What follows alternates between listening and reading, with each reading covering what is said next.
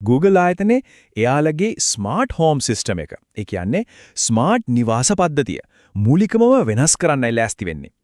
අපි හැමෝම දන්න Google Assistant වෙනුවට Gemini කියලා අලුත් ගොඩක් බුද්ධිමත් AI තාක්ෂණයක් හඳුන්වලා දෙනවා.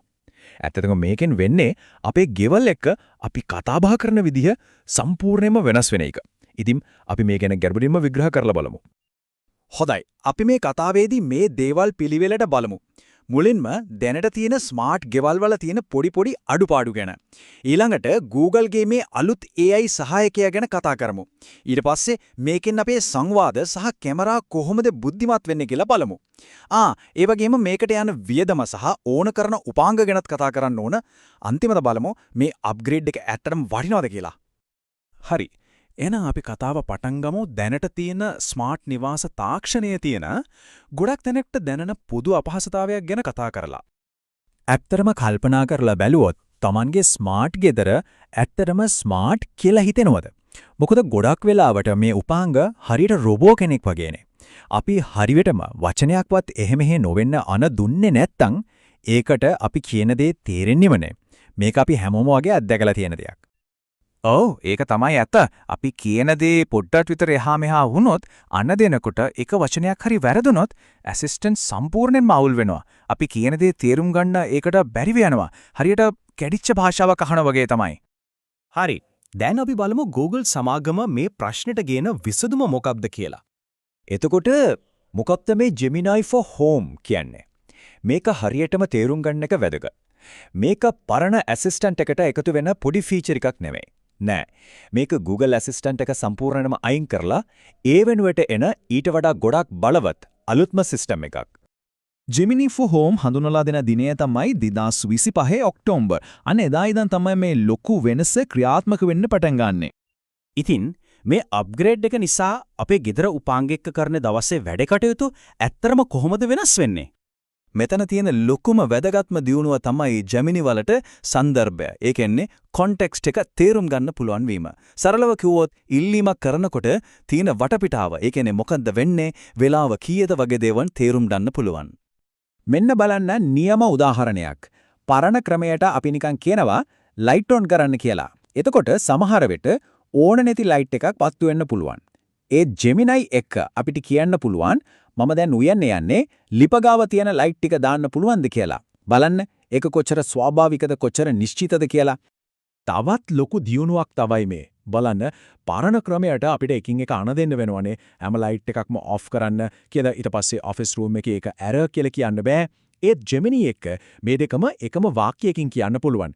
ඔෆිස් රූම් එකේ ලයිට් ඇරෙන්න අනෙත් හැම ලයිට් එකක්ම ඔෆ් කරන්න. හොඳයි.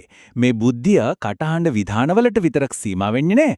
Google මේ AI එක එයාලගේ ආරක්ෂක කැමරාවලටත් ගේනවා. ඒ කියන්නේ අපේ කැමරා දැන් දකින්න දේ තේරුම් ගන්න පටන් ගන්නවා. බලන්නකෝ මේ වෙනස කොච්චර ලොකුද කියලා. පරණ කැමරාවකින් එන්නේ හවස 2:05 වෙලට චලනයක් හඳුනාගත්තා. වගේ කිසිම තේරුමක් නැති සාමාන්‍ය alert එකක්. ඒ Gemini එක ලැබෙන්නේ USPS delivery driver කෙනෙක් දොරගාව පාර්සලයක් තිබ්බා. වගේ නිශ්චිත ගොඩක් ප්‍රයෝජනවත් තොරතුරක්. මේත් එක්ක අලුත් කැමරා ෆීචර්ස් දෙකක් එනවා. Home Brief සහ Ask Home කියලා. Home Brief කියන්නේ දවසේ වෙච්ච වැදගත්ම සිදුවීම් ටික එකතු කරලා හදපු කෙටි වීඩියෝ සාරාංශයක්. Ask Home කියන්නේ ළමයි ගෙදර ආවේ කීයද වගේ ප්‍රශ්නයක් ඇහුවම පැය ගණන් වීඩියෝ බලන්නේ නැතුව හරියටම අදාළ සිදුවීම හොයලා දෙන පහසුකමක්.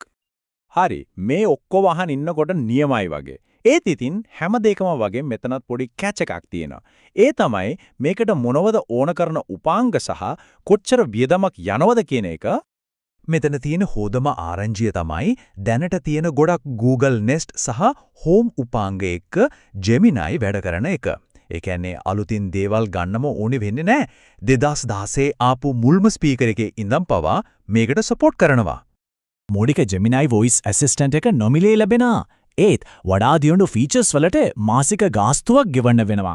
උදාහරණයක් විදිහට සංකීර්ණ ඔටෝමේෂන්ස් වගේ දේවල් වලට Google Home Premium කියන මාසකට $10ක් විතර වෙන පැකේජය ඕන. ඊටත් වඩා දියුණු AI කැමරා විශ්ලේෂණය සහ Home Brief වගේ දේවල් වලට Premium Advanced පැකේජයට යන්න වෙනවා. හරි අපි දැන් මේ හැම තොරතුරක්ම එකට අරගෙන බලමු මේ අප්ග්‍රේඩ් එකේ සමස්ත බලපෑම කොහොමද කියලා. එහෙනම් ජෙමිනි වල තියෙන ප්‍රධාන වාසි ටික එකට ගත්තොත් පළවෙනි එක ගොඩක් වේගවත් ස්වභාවික සංවාද. දෙවෙනි එක බුද්ධිමත් තේරුමක් තියෙන security alerts. තුන්වෙනි සහ වැදගත්ම එකක් තමයි මේක පරණ උපාංග බොහොමයක් එක්ක වැඩ කරන එක. ඒ වගේම වීඩියෝ ඉතිහාසය සර්ච් කරන්න පුළුවන් වීමත් ලොකු දෙයක්. ඒ වගේම සමබරව බැලුවොත් අවාසිත් තියෙනවා. හොඳම ෆීචර්ස් වලට සල්ලි ගෙවන්න වෙන එක, මුලින්ම ඇමරිකාවෙන් පටන් ගන්න හිමින් අනිත් රටවල් වලට එන එක, සහ පුද්ගලික දත්ත සම්බන්ධයෙන් නැතිවෙන්න පුළුවන් ගැටලු වගේ දේවල් සලකා බලන්න ඕන. මේ හැමදේම එකට වැඩ කරන හැටි තේරුම් ගන්න හොඳම විදිය තමයි ජෙමිනයි එක දවසක් ගෙවන හැටි හිතින් මවා ගන්න එක.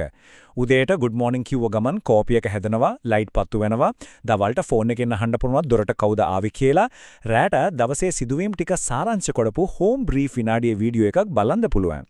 මේකෙන් පේනවා තාක්ෂණීය ජීවිතයට කොච්චර බද්ධ වෙනවද කියලා. අවසාන වශයෙන් කියන්න තියෙන්නේ Gemini for Home කියන්නේ Google-ගේ smart home පැත්තෙන් අවුරුදු ගානකින් කරපු ලොකුම අප්ග්‍රේඩ් එක. මේක ස්මාර්ට් නිවාස තාක්ෂණයේ වැදගත් සම්දිස්ථානයක්. ඉතින් අවසාන වශයෙන් අහන තියෙන ප්‍රශ්නේ තමයි මේක. Tamanව ඇත්තටම තේරුම් ගන්න පුරුවන් නිවසක් වෙනුවෙන් මාසිකව මුදලක් ගෙවන එක වටිනවද? ඒ ගැන හිතන්න යමක් ඉතිරි කරනවා.